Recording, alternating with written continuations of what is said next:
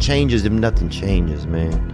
I just want to remind you, because I've spent a lot of time in my life sitting around wanting things to change and not being able to make them change, and not thinking I could. And I wish somebody had told me that earlier sometimes, that in order for something to change, there needs to be change. If you've always done what you've always done, you're going to continue to get what you've always gotten. You know, the definition of insanity is doing the same thing over and over again, thinking a different result. And I think a lot of people do that. I remember growing up, right, in high school, you get those, right, in high school you always have those people that you think are going to be like successful, then you got some that are like losers and stuff like that. And the one thing I noticed with the kids that, whether they were in a lower IQ class, or they just weren't, they didn't really have aspirations like that, they would say, I'm going to do X, Y, Z, but then you would see what they're actually doing, and they're doing the same thing they've always done. They're still smoking weed, they're still playing video games all the time. They keep saying, I'm going to change, I'm going to make a change, but they never actually make a change. So, obviously you want to start small. It could be with just like cutting out one bad habit and then slowly building from there.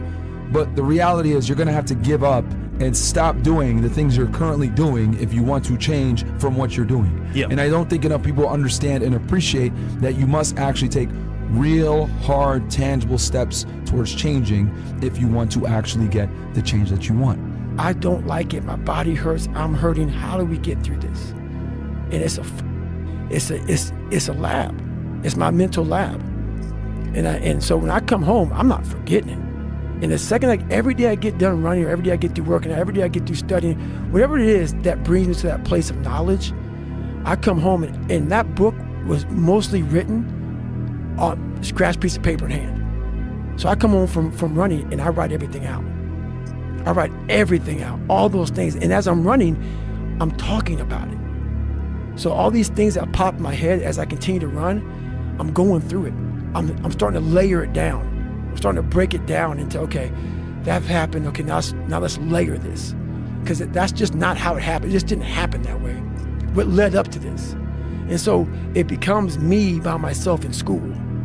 I'm literally going to school right now and I'm learning. So when I come home, I write it out. And then I'm able to write out and I'm able to think about it and say, okay, oh, this is good shit.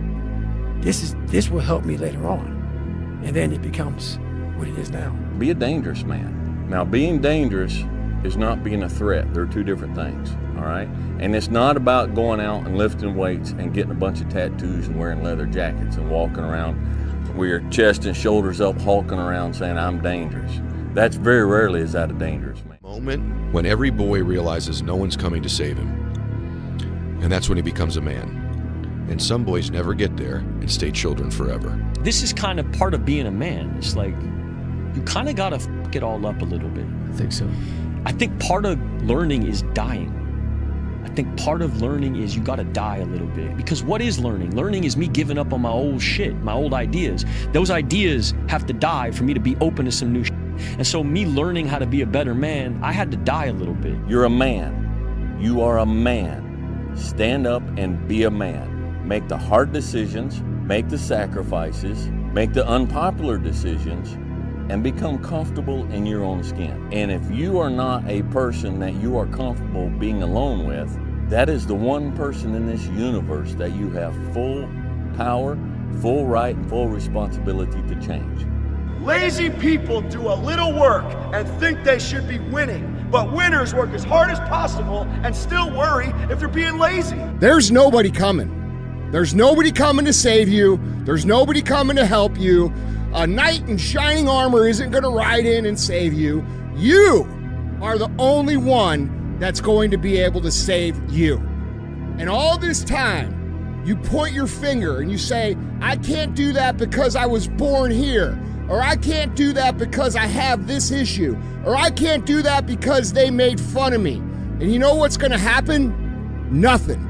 You're going to get more of the same. You're going to get laughed at more. You're going to be ashamed more. You're going to be frustrated more. And you're going to really regret at the end of your life that you put off taking responsibility for yourself and building yourself into what could be.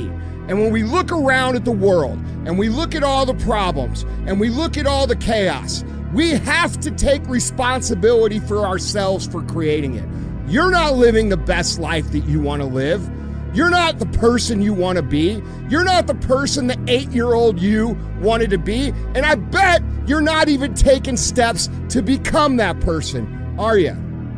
And that's what's wrong with the world. That's what's wrong with this country. We have a bunch of people that want to point fingers and defer responsibility off to anything and everything except the one thing that can change their entire lives. And that's looking in the mirror and saying, "F you, man. You did this to me. You made me this way, and I'm going to fix it. And I'm going to fix it by controlling all the things I can control. I'm going to control what I eat. I'm going to control what I drink.